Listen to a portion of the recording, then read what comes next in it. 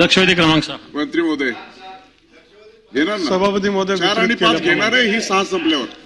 सभापती महोदय, माझा अतिशय छोटासा मुद्दा आहे. संभाजीनगर जिल्ह्यात कन्नड मार्केट कमिटी आहे आणि याची एक 29 गुंठे जमीन आहे. ही मार्केट कमिटीनं सभापती महोदय भाडेपट्टा करून व्यापाऱ्यांना दिलेली आहे. ही जमीन जिनिंग प्रेसिंगला भाडे तत्वावर दिली होती. जिनिंग प्रेसिंगला बँकेचं काही देणं लागतं, त्याच्यातून त्यांनी तो परतावा केलेला आहे.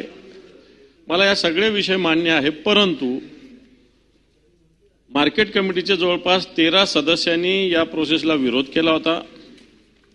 विरोध केल्यानंतर सभापतींनी पुन्हा एकदा त्यांचा विरोध मावळायला लावून पुन्हा एकदा या व्यापाऱ्यांना ही जमीन देण्याचा निर्णय घेतला. माझा एवढाच मुद्दा याच्यात की जे टेंडर केलं ते एका छोट्याशा वर्तमानपत्रात दिलं होतं, ते संभाजीनगरच्या मोठ्या वर्तमानपत्रात असायला पाहिजे होतं, जेणेकरून या जमिनीचं व्हॅल्युएशन कोट्यवधी रुपये असताना फक्त लाखो रुपयामध्ये ही जमीन, शेतकऱ्यांच्या हक्काची जमीन जिची किंमत कोट्यवधी रुपये आहे, ती व्यापाऱ्यांच्या घशात फक्त लाखो रुपयामध्ये घातलेली आहे. माझं एवढंच ऑब्जेक्शन आहे, शेतकऱ्याची प्रॉपर्टी ही तिचा योग्य दर आला पाहिजे, ती काय विकलेली नाही, भाडेपट्ट्यानंच दिलेली आहे.